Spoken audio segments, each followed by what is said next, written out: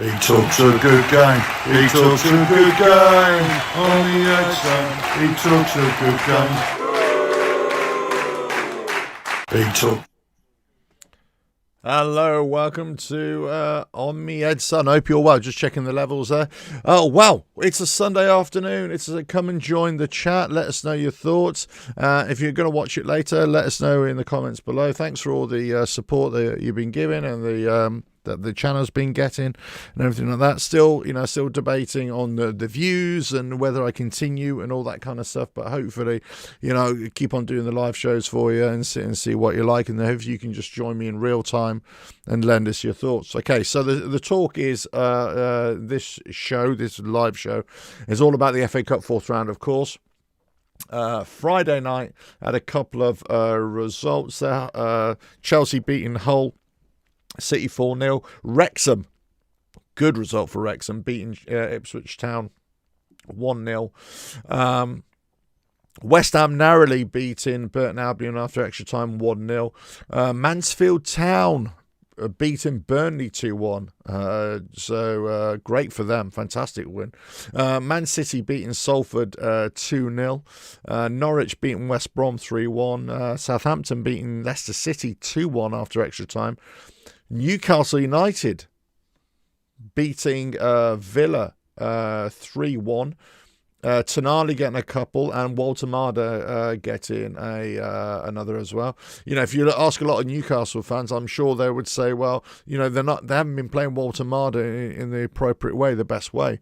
So there's a lot of finger pointing at Eddie Howe in recent weeks. And then Liverpool beating Brighton 3-0 in the evening kickoff last night.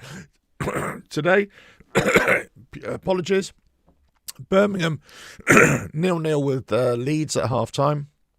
Then 1:30 kickoff, Grimsby versus Wolves. 2 o'clock, Oxford versus Sunderland. Stoke versus Fulham. And the 4:30 kickoff, Arsenal versus Wigan Athletic. And then tomorrow night, 7:30, Macclesfield, Crystal Palace Giant Killers, of course, home to Brentford. So interesting, right? So those are all the FA Cup games. Let us know your thoughts, who you're watching or who you're going to support in, all that kind of stuff. I'm going to be talking a little bit deep dive into West Ham, right? So yesterday, and I said this before the game, right? West Ham, if we go there and we don't put on a good show and a dominant performance and get a dominant, convincing win, then it's going to be really disappointing.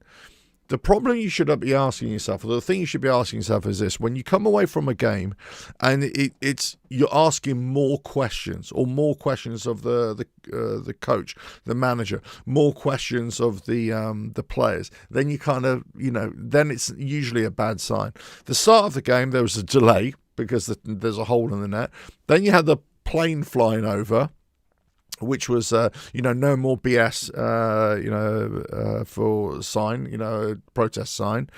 Lots of West Ham fans holding up the red cards of 50 minutes, actually all the way up to 50 minutes as far as I could tell, and maybe beyond that as well.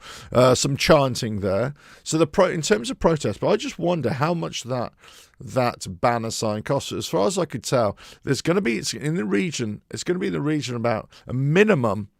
Depends, I suppose, where this plane has to fly to, but it's going to be in the region about £700-800. Might have even been more, I don't know. So it's a fair old amount of money, just to get a point across. So fair play to whoever's organising this, but it does cost. There's some expense to this as well.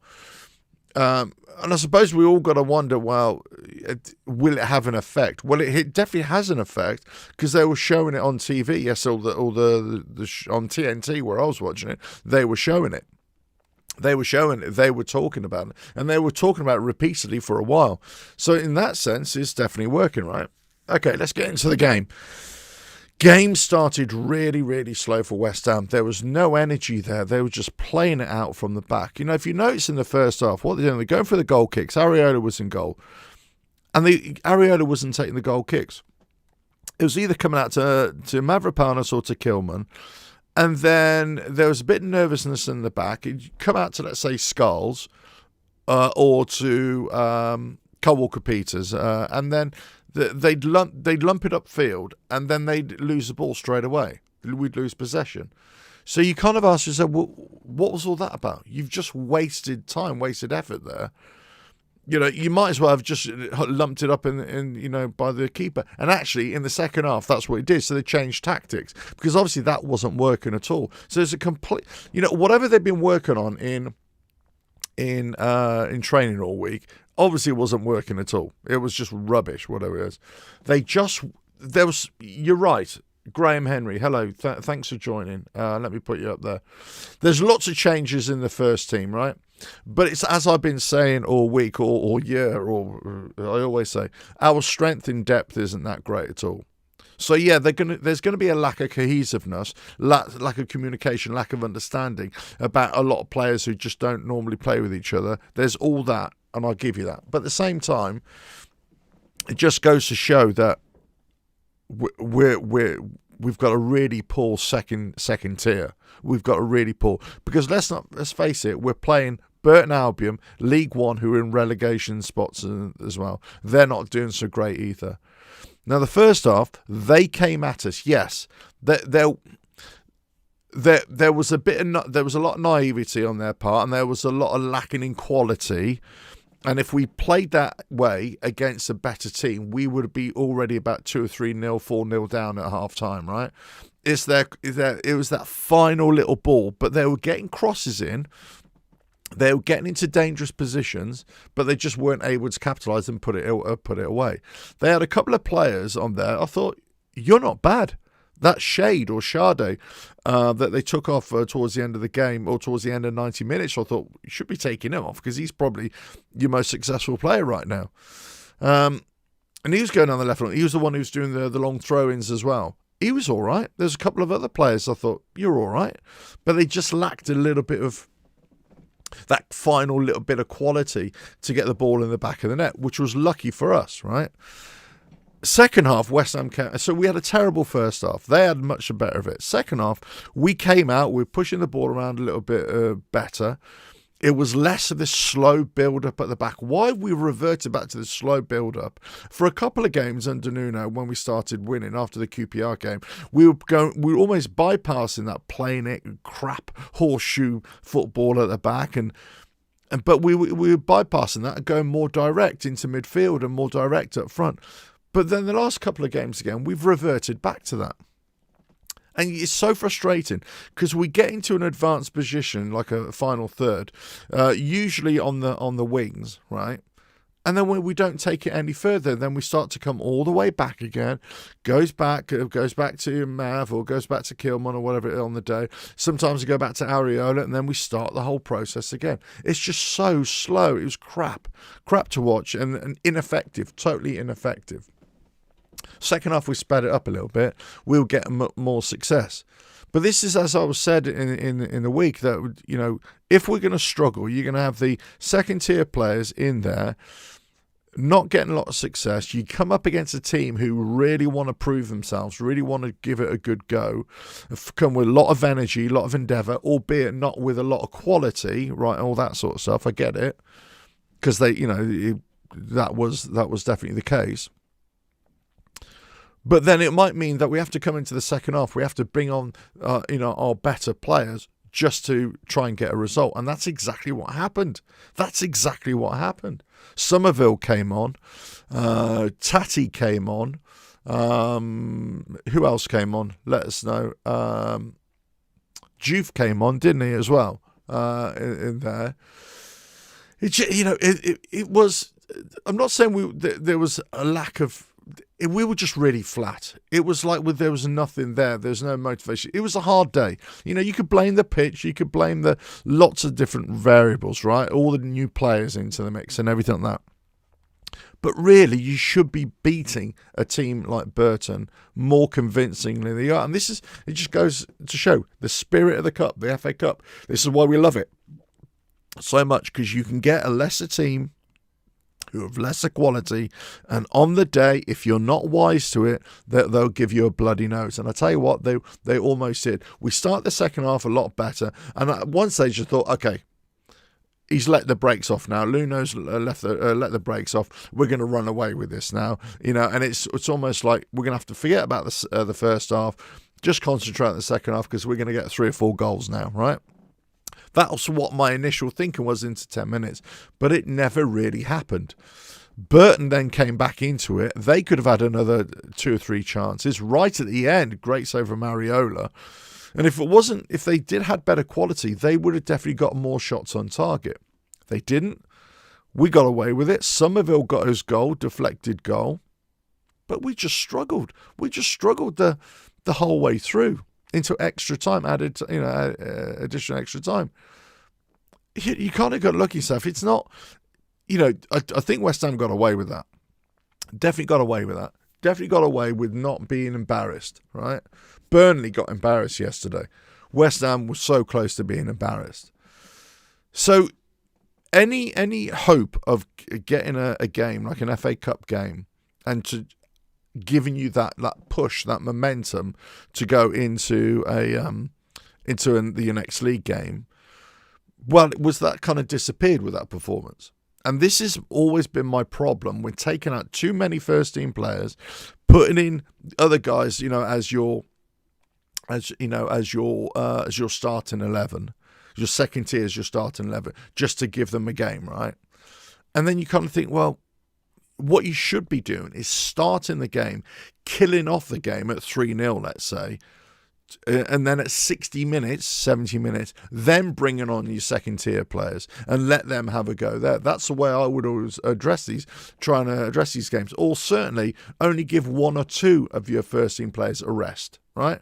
Moderate it this way. I think he made just too many changes. They just weren't at the races. Mavropanos in the first half, for all the good things he was doing, which he should be doing because he's a better class than their players, he was making so many mistakes as well. Misplaced passes, losing possession, almost getting caught out of possession. Kilman the same. Scholes was, taking it to the byline and knocking it out. They were knocking out, misplaced passes galore. Kante was the same. Le Madrid, I just saw, I saw reports afterwards saying, Le Madrid, yeah, he's doing all right. I didn't see much of that. There were little glimpses here and there, but I didn't see much of that. There was energy there, don't get me wrong. There was a bit of trying, but there wasn't success. You're looking at these players and you think, well, we need them, but they're just not there. They're just not at it. And especially when you're putting them all together. They're just not good enough, right? So to drop 1 or 2 in a game with the rest of the first team players, fine, we can do that. I thought Myers had a decent game. I thought he was all right. Ariola had nothing to do really.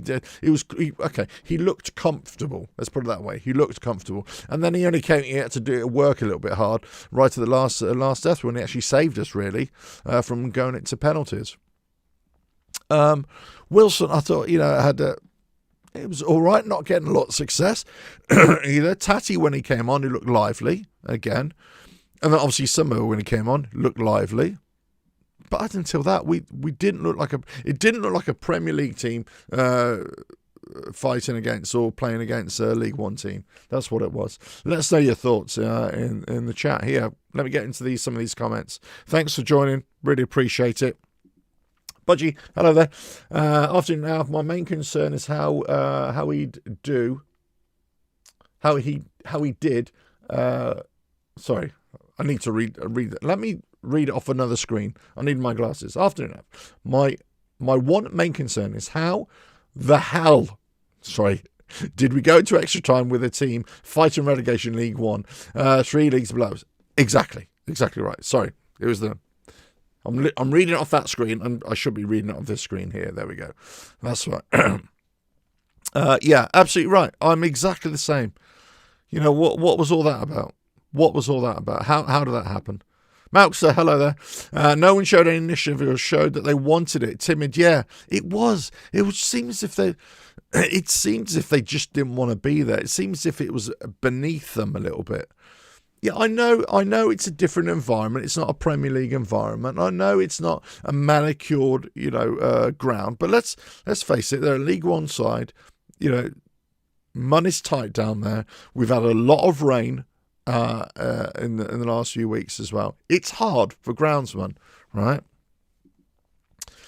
Graham, hello there. I thought our second string might want to prove a point and play well, but I think the system's upset. Yeah, I thought we were so too defensive. Again, the setup was defensive as well. He's playing three at the back, wasn't he? Well, essentially, he was playing five at the five at the back, right? That's what, because Burton were coming on to us and forcing us to be in fives. And so we just weren't taking the game to them. And every time we tried to advance, we were so slow. This is my problem. This is any time Nuno has any kind of thoughts of getting the boys to go forward. We are so slow going forward. It's easy for them to drop back. They had two lines of four. They just sat back in there and just stifled us as well. It was crap. There's no excuse for the poor quality of performance against them. I don't get it. We definitely dodged a bullet. 100%. Agree with the assessment. Start strong and put the academy lads in 70 minutes. Again, why not? Why aren't we doing this? I'm 100% there. Why aren't we doing this? If I'm all for getting kids, the young lads, to come through the ranks, but you don't throw them in to start them. I don't buy all this, the first team players, they have too many games and everything like that. Bollocks, do they? They don't. There are lots of players who play, many more games that West Ham are playing. We're not in Europe, right? We're not in Europe. We're out the League Cup, right? And we just got one extra cup now, the FA Cup, to deal with. That's it. It's not a big deal. We're a club of starting 11. That's exactly what I said, Budgie, earlier on. Our starting 11 is okay right now, doing okay, but nothing like that. We've got no depth here. That's why we need a head coach. Mourinho and Ancelotti, they're like a big... We need something else. I've said this right at the start. We need something else. We need... our squad hasn't got any better than... Well, it's gone backwards, actually. It's gone backwards. That's the thing. It's just gone backwards in terms of quality, in terms of depth. I think we could all see that. If you're taking the game yesterday and you're thinking, right, okay, this was an opportunity for Nuno to show, let's play on the front foot, let's continue this momentum, let's build it. The plan completely failed. That was plan A. Plan B, plan C, plan D, plan E, they weren't even on the chalkboard. There was no other plans there. That's all he was going to do. So his plan B was to, as I said, when it all fails, you got to bring on your first team players to try and rescue it. And that's exactly what happened. But even with that, it just wasn't good enough. Let's just catch up on some of the scores here today so far. Leeds taking the lead, 1-0. Mecha. How do you pronounce that? Mecha? 49 minutes, getting a goal. Doesn't surprise me. I mean, really, when we talk about this, Premier League teams should be beating lower league teams, right? You could argue Premier League team against a Championship team, especially a team near the top, one near the bottom, there might be a bit of parity there. But mostly it should be always Premier League team. The only reason it gets close is usually because stupid managers start tinkering away and start taking out the first team players to rest them, so you get your squad players in there. But the problem is it backfires. We see this time and time again when it happens. They play the squad players.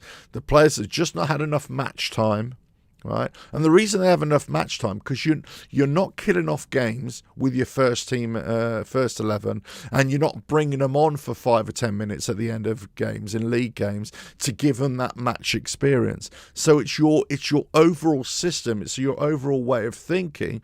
So then all of a sudden when you want to throw them in for a starting 11, they just underperform. They haven't got the energy levels. They haven't got that match fitness, that match readiness, that match thinking to be able to get into a game. So therefore, you're shortchanging the players. You're shortchanging them. You're putting them on a pathway that they're going to fail. They're always going to fail because you're always expecting them to perform just like that when they haven't had any recent history of being able to perform. It's a terrible, terrible thing to do, you know. Here we go. West Ham Leeds final. Oh, here we go. Burton fan, hello, thank you, welcome to the show. Congrats, hope you go far in the cup. Well, thanks very much. I thought you put on a fantastic display yesterday. I thought you were really, really good, really good for it. I think if you just had a little bit more quality in the penalty area in the final third, I thought you'd have beaten us. In fact, in many ways, you deserve to win it. I thought it was really, really good to see Burton have a go, you know, and play some decent football, especially in the flanks. Let us know what you think about Shade. I thought he was really good. Yeah. Provided we get a pass on ex-opponents, not like the way we're going. Well, yeah, that's right. Yeah. I mean, no. If we keep on playing like that in the cup, we're not going to go far, right? We're not going to go far. Or, you know, if we do, then it's probably written in the stars that we're going to make the semi-final or the final. And we would have played crap all season, you know, in the cup, but we actually get to the final. Potentially. But, you know, in terms of, you know, pinning your hopes on a performance like that and pinning your hopes on the players that performed like that, you know, I'm not necessarily blaming the players. I'm blaming the system. I'm blaming Nuno for creating a system where you're reliant on players. You know, other managers do this all the time. Okay, throw in the kid. You've got to prove yourself now. They're never going to be able to prove themselves if you're just starting your whole second tier and say, oh, they let themselves down now. They never really showed. Well, hold on a minute. I think the commentator said this. The commentator is really funny. Apologies. The commentator said, well, you know, they should be better. These are all Premier League players. Just because they play for a team or just because they're on the books of a team in the Premier League, it does not mean they're Premier League players, right? It does not mean, I think it's Glenn Hoddle was saying that, right? On the show that I was watching, TNT. You know, that's where you're mistaken. Just because they're on the books, they're actually in the squad, it doesn't make them Premier League player. You know, so you could argue the likes of, well, Scholes definitely is. Myers, on the cusp, I would say. Kante, I wouldn't say is.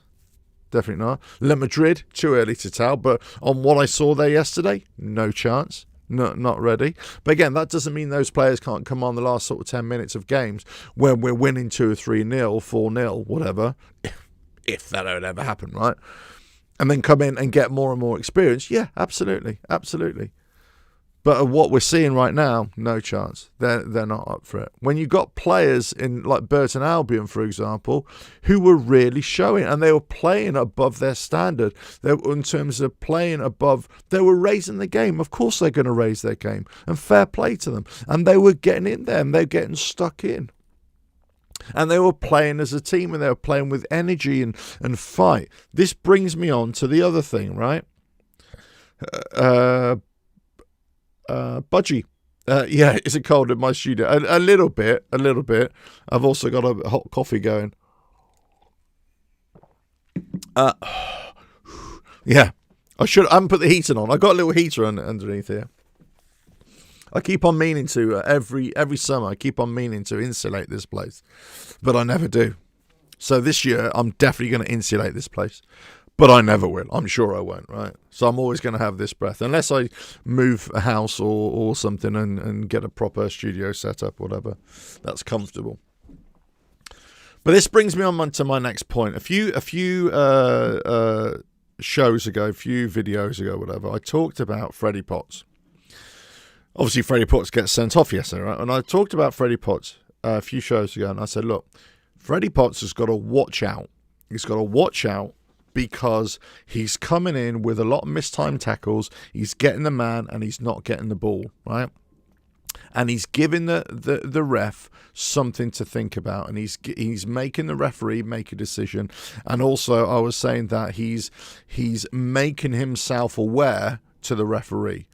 You make a tackle, you don't get the ball, the ref might let it go, but he's clocked you already, right? You do it again, he's going to think, right, a card is coming. If he does it again, I'm going to card him, right? So this has been building up.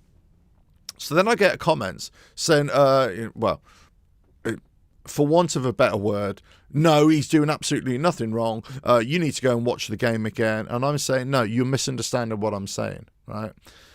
Freddie Potts is not getting the ball. He's getting the man. It's great he's got that energy. It's great he's got that intensity. But at some point, if he continues and this is not addressed, he's going to get the attention of a referee, which is going to lend itself to multiple yellow cards, which will lead to a suspension, or multiple yellow cards, 2 yellow cards in a game, which will lead to a red card or a straight red card, right? And I was saying this a few days ago, and many people were probably thinking, what a load of old bollocks. This guy doesn't know what he's talking about. I told you so. I told you so, right? Now, what do you believe is yesterday? Was that a straight red card? I don't believe it was a straight red, but it was definitely a lot more than a yellow, right? When you've got a referee and then coupled with the unity of a Burton Albion side who are saying, look, ref, look. Look at this, right? Look what he's done there, right?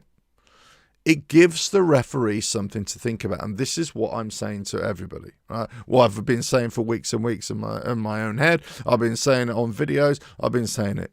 If you're going to do that and not get the ball and get the man, and it looks, in the second, that split second, it looks pretty bad, or it gives that referee that decision to make saying, is it yellow? Is it more yellow? Is it more red? Guess what? With the extra attention, the extra enthusiasm from the Burton Albion players, in this case, is going to tip it to the red. I don't think it was a bad decision there at all. I think it was a referee that was put in a position, and he was thinking, regardless of whether he went for the yellow card and he thought, oh, I don't know, because life is like that. Life is like that. You kind of think, oh, do I go this way? Don't go. Oh, I've got to make a decision. Straight red. Now, he can protest all he likes. Mavropanos can protest, and Freddie Potts can do that as well, right? And the rest of the players, the rest of the fan base can think it's a bad decision. I don't think it's a bad decision. It's not a stone wall red. He broke his legs. It was dangerous play, but it was so mistimed. And the thing is, he's been doing it time and time and time again. Ever since he was introduced by Nuno, he's a great player, fantastic. He gets the ball, but he also gets a lot of the man sometimes. I was not surprised he got it. I was not surprised. So what does this mean for West Ham? So now, obviously, we're dealing with Todibo, suspensions. We're dealing with Potts, suspended now as well. Okay, just remind me, if you get a red card in the FA Cup, does that transfer into the league as well? I think it does, doesn't it? Let me just quickly check. If you can put it in the chat. That's a red card in Cup. Let's have a look.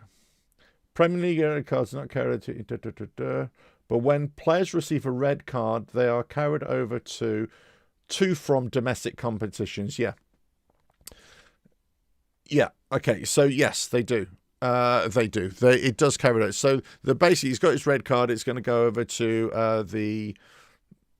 They do. Apparently, here it says it does. It says if it goes into you get a red card in the cup, it carries over into the league. Oh, is it 1 game ban? Is it? Let me just say the suspension period covers. Okay, I'm not exactly sure, but let's say if it's a 1 game ban. Regardless, He's going to miss a FA Cup game if we go, and it's a one-game ban. I'm not 100% sure on that, whether it's one-game ban or three-game ban. Anyway, regardless, Todibo got an unnecessary red card, right, for his antics. Potts has caused this issue as well. There's nobody else to blame. Nobody else was involved in this. He's the one to blame.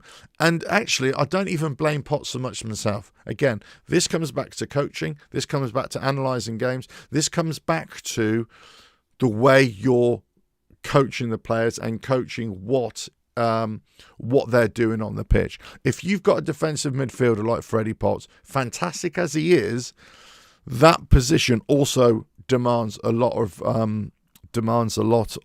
responsibility as well. And you've got to be looking at that and saying, okay, you need to be a lot surer of this. Now, does this take away from the fact that maybe the referee went for the red card, or should it stayed with a yellow? He's stuck in no man's land. The referee is stuck in that position to think it could be a red, it could be a yellow. I think it's more red. That's what I think. I think where I'm going to go. Budgie, hey, thanks for joining, mate. Really appreciate it. Oh, thanks. Very, very kind of you to say. Thanks very much. Really appreciate that. Go and enjoy whatever you're going to do. But listen, so these are my thoughts on Freddie Potts there. I mean, it was unnecessary. Did he deserve the red card? No, but I don't think he deserved the red card, right? But I don't think you can argue with it. If you look at it again from the angle which he's done it, all the replays, what the ref saw is right in front of the ref. He's going from behind the player, he's coming across the player, and he just completely takes him out. And his legs get completely tangled with the player, and that's it. Another time, another position, that would that could be a serious injury. So I don't believe he went in with intent. It didn't look as if he went in with intent. But the point is, I'm saying his what's the word I'm looking for? His actions were clear, and his quality wasn't good enough, and that's what has caused the problem here. As Potsy spoken after the game, in all fairness, I haven't actually seen any post-match. I was watching the game, but then I got pulled away yesterday straight away, so I didn't really watch anything thereafter. After the West Ham game yesterday, I didn't watch any football. I haven't watched any sort of YouTube or anything like that, because there was some weird romantic thing going on in the world. I don't know what the hell. Everybody's caught this virus of romance. I don't know what the hell was going on. So anyway, so I was busy doing other stuff. Let's put it that way. Trying to entertain the crowd, as it were. Potential leg breaker. Yeah, I mean, it could be. I mean, anything like that, especially when they get wrapped up there as well. Yeah, I mean, it can be. Let's say, did Potsy speak after the game? I don't know. Look, it's, as I say, he needs to be managed. And Nuno needs to manage these players. I'm not sure if individually he's managing all of the players correctly. Some players doing great under Nuno, other players not. But we're still seeing the same thing. We're still seeing this defensive mindset from Nuno. If he'd gone into this game with a purpose to go out and win the game, we will go there and win. We will go there and play Burton, play on the front foot, take the game to Burton Albion. Realistically, you should be saying Premier League team against League One team. If you go with that purpose, you should put them under pressure and cause them a lot of problems. And you should get 2 or 3 goals first half, right? You should be. Not saying you will, not saying you deserve to, not saying you have the right to, but logically you should look at it and go, yeah, right? But because he doesn't have that mindset, because you set up with effectively, it wasn't 3 at the back, it was 5 at the back, and it was a 3 in midfield, and it just wasn't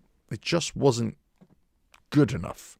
It just wasn't good enough. The intensity wasn't there to go forward. So this is Nuno all over. This is Nuno all over. We may survive this season. We may go far, right? In the FA Cup. Who knows? I do not know that. I do not know, right? But what I will say is that you're starting defensively. You've got a defensive makeup. You don't have that ambition, that desire to want to go forward. And any time, and you're doing this against a League One side, no disrespect, but a League One side who are struggling, you're doing that. And you kind of think, then you expect people to get behind this. And then you're flooding the team, the first team, with all your second tier players, or under 21s. And you're going, you're not really thinking about this. So the club have their faults. The fans are in fine voice. They're protesting. They're making their feelings known. But the club has a major problem. But Nuno still has a major problem. We're not out this yet either in the league. Got Bournemouth at the weekend. Tough game.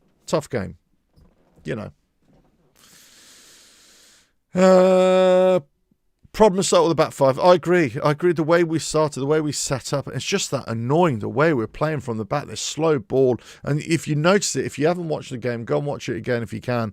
If you really want to watch that game again, I'm flipping out. But especially the first half, you'll notice that the goalkeeper, Ariola, wasn't taking goal kicks, well, for the most part.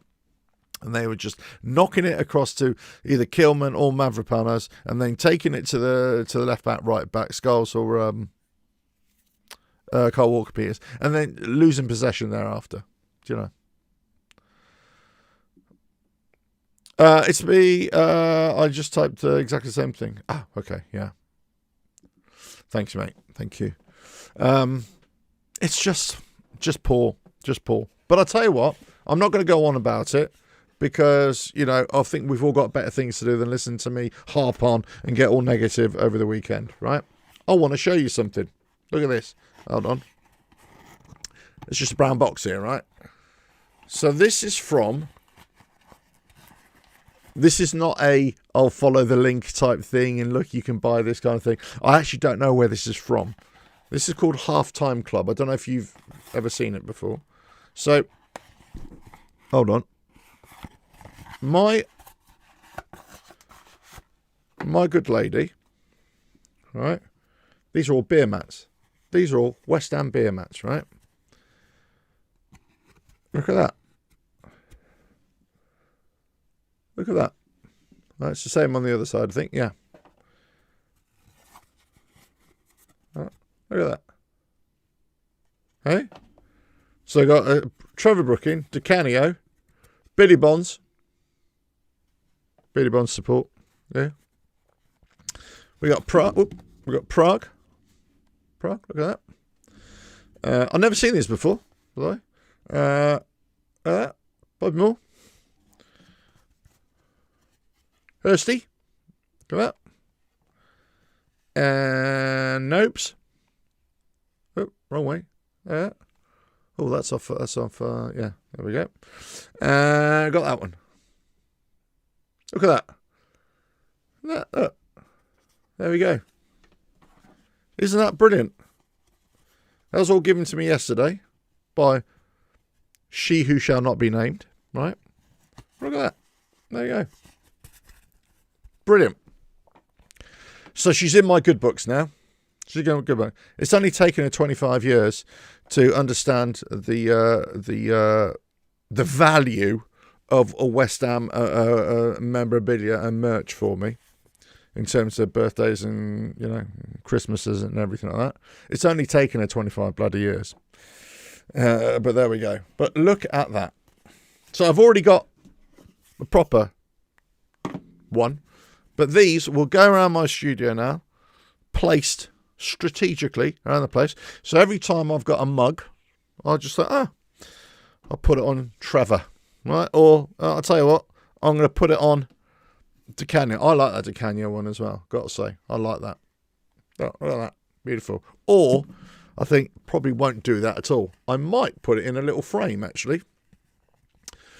Actually, I might do that instead. I might put this in a little frame and be done with it. Lovely. Right, well, there we go. There's me going on. So I don't know where they're from. It could be Amazonia, Amazon, eBay. It could be God knows wherever else. I think I'm pretty sure she said Etsy. Whatever the frig Etsy is. It's that kind of arts and craftsy type place, isn't it? Anyway, listen, thanks for watching. Look, we won ugly yesterday. It was the ugliest win ever. If you're talking about winning ugly, it wasn't great. Malk said, get them laminated. Yeah, well, that's not a bad idea, actually. Get them laminated, put them in a frame. Or get them laminated, just use them. Thing is, they're a bit dirty now, but I've got my Trevor Brooking. I've got my bike one as well. So I've got the two bases are covered here with my mug. So yeah, I shall ponder on that one, what I'll do with those. But thanks for joining. But let's say, yesterday we won ugly. We got through it. Do you know what I mean?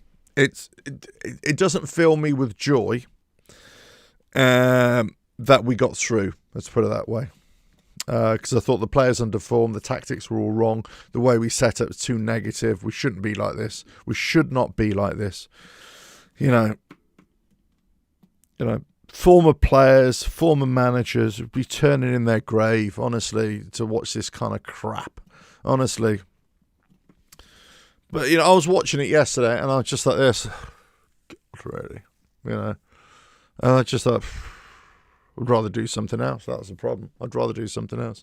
But I didn't. I persevered right to the end. I hold them to account right to the very end. But, But look, on to the next one. Right, we got through. We won ugly. And I said this in the past. If we scrape through, and, in the league games, I won't be complaining. I'm obviously a liar, right? I'm obviously lying because I'm complaining. Because, we scraped through in the FA Cup. We're through. That's all that matters. And I keep on telling myself that. That's all that matters. We win it. Take the positives from that. The positives are it's a very limp victory there. And it was a limp performance, wasn't it? Very limp. Anyway, guys, thanks for watching. Really appreciate it. Appreciate it. Go and enjoy your Sundays. Go and do what you do. And I'll do what I do, which ain't a great deal, really. But... that's it. That's the way it is. Okay, catch you again. Another video, live show coming very soon. Thanks for the sports. Thanks for the chats. Really appreciate it. And if you're in the comments below, let us know later on as well. Right, catch you again. Bye now.